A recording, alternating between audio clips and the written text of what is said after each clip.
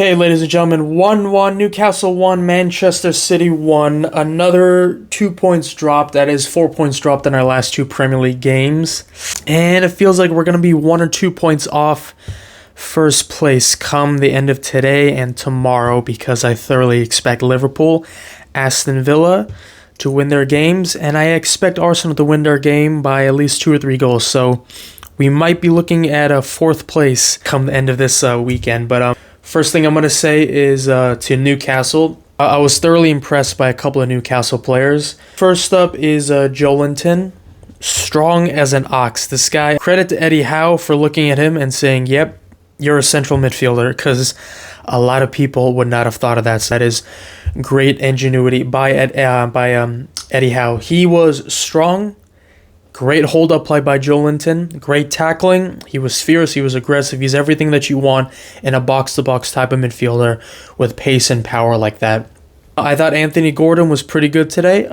He was getting into some great positions, great balls into the area by Kieran Trippier and Bruno Guimaraes. But Nick Pope was excellent today. I thought he had a couple of really good saves today. I mean, there wasn't too many Newcastle players that I personally thought stood out heavily against the rest, but I thought it was a pretty good game by them. As far as City goes, let's talk about our players. First up, Ederson. I thought Ederson had a pretty good game today. There was a good shot by Joelinton that he saved. It was a really good save by Ederson. And that penalty, if you will, a lot of people didn't think it was a penalty. A lot of people thought it was a penalty. Alan Shearer, I saw on Twitter, said that he didn't think it was a penalty. A couple of the ex-players and pundits thought that it wasn't a penalty. I thought that the Walker foul on Joelinton was more of a penalty than this penalty that was given by Ederson.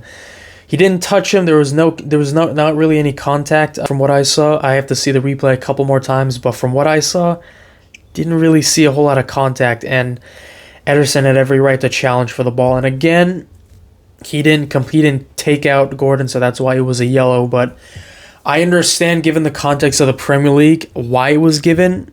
I think that I honestly just think it was a soft penalty. I know how that looks from a neutral fan's perspective, but again, it's the Premier League. These sorts of fouls are given, and if the shoe was on the other foot, we would be demanding a penalty at all costs. I do not want to see any Kyle Walker hate from our fans. I know he's been getting a lot of abuse from our fans across social media platforms over the last several weeks. Kyle Walker was excellent today. I thought his passing was really good. His composure in the box was really good. You see these little chest passes that he does to Ederson. That's just experience from Kyle Walker. Some of his passing, his runs into the byline were really good. A couple of short passes and misplaced passes by Kovacic, Gundogan, and even Savinho towards the end of the second half. It's making Kyle Walker look a lot worse. But again, the determination to run and make those overlapping runs, I see the effort from Kyle Walker. Great defensive play from Kyle Walker. Again, that foul, if you will, I didn't really think it was a foul either on Joelinton on that penalty scare. Actually, I have to see it again. The thing is, I've seen penalties like that given, yes or no. He showed a lot of good strength today in both physicality and his mental capacity to keep his composure when attackers are swamping him in his own penalty area. Great job by Kyle Walker today. Josko Gvardiol is, I honestly think he is very, very close to reaching that world-class level. He really, really is. Just an exquisite football player. The ability to just turn with his left foot, his strong foot, and just completely do Dan Burn inside the box, and then great finish with his right foot. Nick Pope can obviously he can't really do anything about that. He's 6'6" or something crazy like that. He's not going to be able to have. He didn't have the time to get down onto the floor to save that shot. Gvardiol, man. Defensively, he was sound. Grealish didn't really help out defensively, so Gvardiol was kind of on his own. That's why you saw Anthony Gordon making all those runs and Jacob Murphy making all those runs from the right-hand side. They both those players had so much space, but that's not really on Gvardiol. Defensively, he was really good. Offensively, exquisite. In terms of our midfield three with Kovacic, Gundogan, and Rico Lewis, when I saw that midfield three, I gotta be honest, I wasn't 100% confident. I was just a little wary with the lack of physicality in that midfield. I thought they did decent for a good portion of the game. Rico Lewis, obviously he's really young, being put in that position. We're gonna have to stop making excuses for Rico Lewis at some point, but I'll still give him the pass for this game. He didn't take a whole lot of risks, but he did keep his composure. His passing was good. He was getting into positions. There was this one play where he got the ball from Kyle Walker, and he did like a nice scooped pass to either, I think it was Bernardo Silva, just lofted it up with the inside of his foot. It was exquisite. Rico Lewis is an amazing football player. Kovacic, I thought, was decent for most of the game. He was dribbling. He lost the ball a couple of times too much than I would have wanted. İlkay Gundogan, you know how much I love you. You know how much City fans love you. Bad game by İlkay Gundogan. I would honestly say like a 4 out of 10 if I were to give it like a numerical value. When Nick Pope lost the ball, İlkay Gundogan had it. You should have passed it to the best striker on planet Earth. The best striker on planet Earth who relishes counterattacking opportunities with his speed and his power. And you decide to chip the goalkeeper, a 6'6" goalkeeper, not the best idea. And again, even if you tried it, you must execute it as brilliantly as you can. And that was such a tame effort by İlkay Gundogan. I was so pissed off at that. And it wasn't just that, he lost the ball a couple of times. Some of his passes were so incredibly poor. Some of his crosses just going out of bounds. It's just a lack of composure. He will bounce back, but today was such a poor performance by İlkay Gundogan. In terms of our starting wingers with Grealish and Bernardo Silva, I thought they were pretty good. Really liked Grealish in that first half. Here's the thing, I mean, he was being targeted a lot, Jack Grealish. So again, it's one of those things where like, he did a couple of things that were really good, and he also did a couple of things that were bang on average, not really special. I feel like it's something towards the middle. The thing is that I've played this game at a pretty high level, so that pass to Gvardiol was just mesmerizing to me because I know how difficult it is to thread a ball between two offensive players with the perfect amount of weight to it, to Josko Gvardiol, so he can take a beautiful first touch. A bit of luck by Jack Grealish to get away from Kieran Trippier. All right, that was just down to luck. It wasn't really down to skill.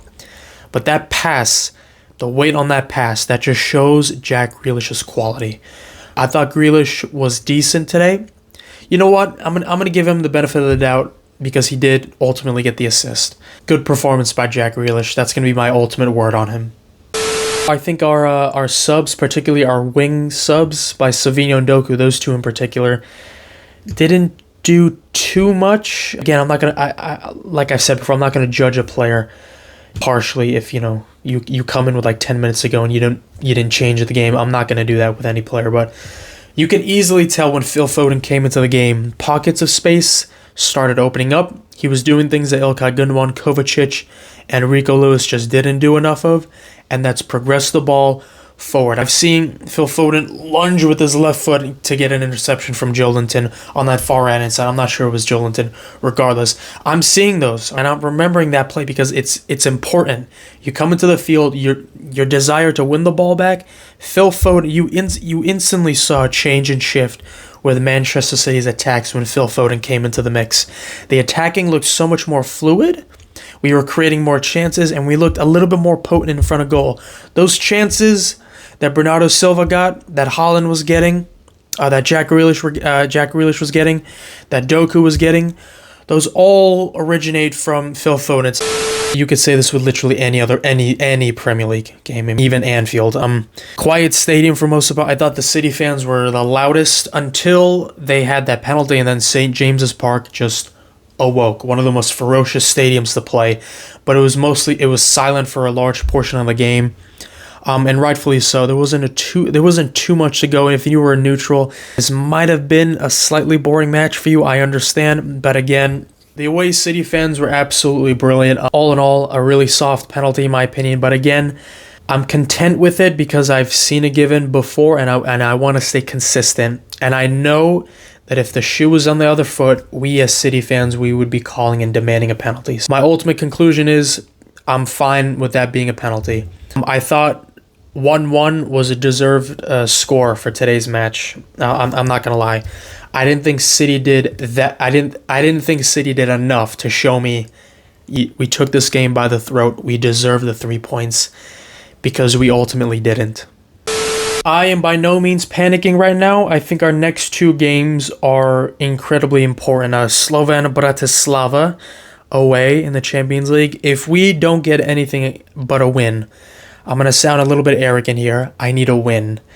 Second Champions League game, the 0-0, it was against Inter Milan. I'll give you a pass. We need to take this game by the throat, and we need a win. And this next game against Fulham has to be a win, or else alarm bells are going to be ringing like crazy. I'm sure Liverpool fans, Aston Villa fans, United fans, definitely Arsenal fans are salivating at Manchester City dropping points without Rodri. All in all, I'm sure everybody else except for City fans are happy with today's result. Let's keep our composure. The next 2 games, I'm going to sound arrogant here, but we need to win the next 2 games.